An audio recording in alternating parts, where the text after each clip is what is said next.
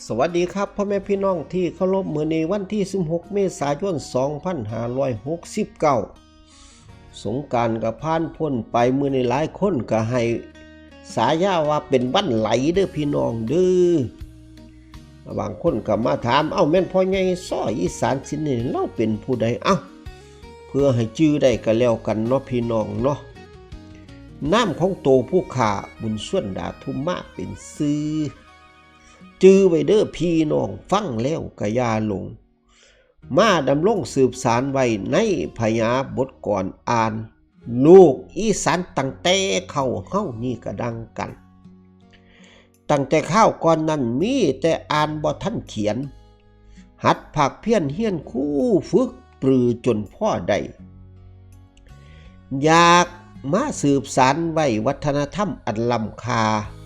ก่อนพญานี้ด้วยสรรสร้างคูแผ่นดินเด้อพี่น้องเด้อคันนั้นแรกแหกมันครับคำผุนร่วมมิตรเด้อพี่น้องอยู่ที่โรงเรียนบ้านหนองห้างตำบลหนองขามอำเภออาจสามารถจังหวัด101ครับพี่น้องครับรัตนศิลป์อินตาไทยราชครับเป็นคอนเสิร์ตปิดฤดูกาลครับสิทำการแสดงอยู่ที่วัดผู้ไส้หลวงพ่อพระไสยอำเภอเมืองจังหวัดหนองคายไปให้กำลังแรงใจเด้อพี่น้องเด้อรัตนศิลป์เพิ่นปิดฤดูกาลมาสั่นว่าปฐมบันเทิงศิลป์ครับสิแสดงอยู่ที่บ้านหนองเม็กตำบลหนองสังใหญ่อำเภอม่วง30จังหวัดอุบลราชธานีครับพี่น้องส่วนระเบียบวาทศิลป์ครับสิแสดงอยู่ที่วัดไส้ศรีลิพนาล่ามตำบลหนองมะเขือใหม่อำเภอแก่งคอจังหวัดชัยภูมิครับส่วนหมอลำใจเกินร้อยบอยซิลิไซครับสิแสดงอยู่ที่บ้านตันเนืองเด้อพี่น้องเด้อโอ้ยทั้งสาวผู้ไทยงามๆพุ่นละพี่น้องบ่าวผู้ไทยสาวผู้ไทยหล่อๆงามๆอำเภอสว่างแดนดินจังหวัดสกลนครครับพี่น้องครับอยู่บ้านตันเนืองเด้อไปให้กำลังแรงใจส่วนแอนอรดีครับสีทำการแสดงอยู่ที่ลังสิตศาสตร์โฟวสันว่าคลองหนึ่งนะพี่น้องเด้ออำเภอคลองหลวงจังหวัดปทุมธานีครับเมื่อแรงนี้เสียงวิหกนกพงศกรครับสีทำการแสดงอยู่ที่วัดโน้นสูงทุ่งสว่างบ้านทุ่งว่างตำบลทุ่งว่างอำเภอสตึกจังหวัดบุรีรัมย์ครับพี่น้องส่วนอลังการโซ่สีทำการแสดงอยู่ที่บ้านโคกค่ายโคกใหญ่ตำบลหัวหน้าค่ำอำเภอย่างตลาดจังหวัดกาฬสินธุ์ครับสั้นเราบันเทิงศิลป์ครับสิแสดงอยู่ที่วัดปากน้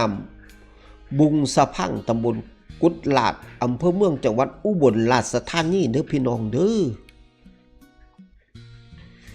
ส่วนเสียงสกีใจท็อปธนไส้ครับสิแสดงอยู่ที่วัดสวรรค์คงค่ามันย่างค่ำตำบลย่างค่ำอำเภอหนองเลือจังหวัดขอนแก่นครับพี่น้อง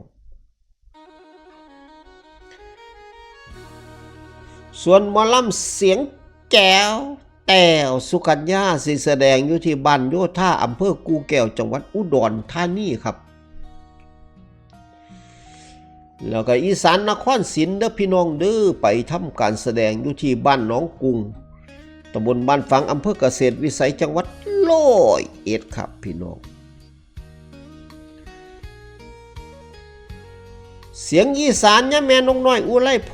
รแล้วก็น้องแป้งสินำทีมงานไปทำการแสดงอยู่ที่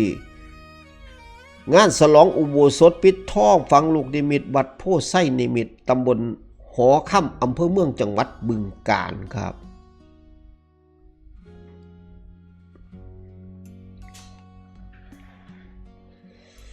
วงเจริญบันเทิงศิลป์ยาแม่เดือนเพ็ญอำนวยพรครับสินำทีมงานไปทำการแสดงอยู่ที่งานฉลองพระอุโบสถวัดศรีบุญเรื่อง ตำบลหนองนาโคกอำเภอบัวใหญ่จังหวัดนครราชสีมาครับสาวน้อยเพชรบันแพงเมื่อแรงทำการแสดงอยู่ที่บ้านโปโลตำบลดอนโองอำเภอโพไส้จังหวัดร้อยเอ็ดครับพี่น้องครับไปให้กำลังแรงใจครับส่วนสาวน้อยลำเพิ่นโซ่สีทำการแสดงอยู่ที่บ้านน้องงงตำบลบ้านหวายอำเภอว่าปีปทุมจังหวัดมหาสารคามครับคอนเสิร์ตรวมสมัยใหม่พัสลีครับวันไหลพี่บุญมั่งสาหารเด้อพี่น้องเด้ออำเภอพี่บุญมั่งสาหารจังหวัดอุบลราชธานีครับม่วนแน่นอนส่วนลำซิงแบงเครื่องครับเมื่อแรงนี่ทำการแสดงอยู่ที่บ้านโน่นตาเถนดื้อไปให้กำลังแรงใจกับอภินันท์น้อยดาวเหนือนะพี่น้องดื้ออยู่ที่หมู่10ตำบลหนองเมฆอำเภอหนองสองห้องจังหวัดขอนแก่นครับส่วนคอนเสิร์ตล่ำซิ่งแม่ทัพดอกเหมยครับเมื่อแรงทำการแสดงอยู่ที่ตลาดท่านใจอำเภอกันทรลักษณ์จังหวัดศรีสะเกษบ่มีคำว่าตาย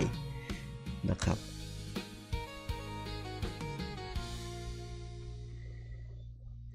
นุกปิยพรสมสุขครับเมื่อแรงทำการแสดงอยู่ที่โรงเรียนบ้านสังท่องตำบลหัวขวางอำเภอกุสุมพิสัยจังหวัดมหาสารคามเด้อพี่น้องเด้อไปกำลังแรงใจกับล่ำซิ่งแบบใดฮะแบบใด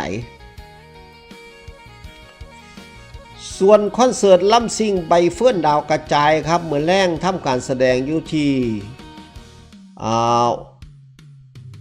วัดบูรพาทิพย์เด้อพี่น้องเด้องานผ้าป่าสงกรานต์วัดบูรพาทิพย์บ้านหนองปิงครับตำบลสาวิธีอำเภอเมืองจังหวัดขอนแก่นครับแล้วก็ปิดท้ายด้วยคอนเสิร์ตวันไหลของโตเกียวมิวสิกผู้ใหญ่บ้านฟินแลนด์ครับเหมือนแรงเป็นบัตรกลุ่มปิดเด้อพี่น้องเด้อให้กำลังแรงใจกับผู้ใหญ่บ้านฟินแลนด์ซื้อบัตรกลุ่มปิดอยู่ที่แฟนเพจค่ายเพลงโตเกียวมิวสิกครับสำหรับมื้อนี้พ่อใหญ่ซ้อยอีสานศิลป์ก็ฝากไว้เพียงเท่านี้มื้อหน้าก็ค่อยมาว่ากันใหม่สำหรับมื้อนี้ขอให้พี่น้องโชคดีถูกลอตเตอรี่กันสุขสุขคนพอกันใหม่มื้อหน้าขอกล่าวคำว่าสวัสดีครับ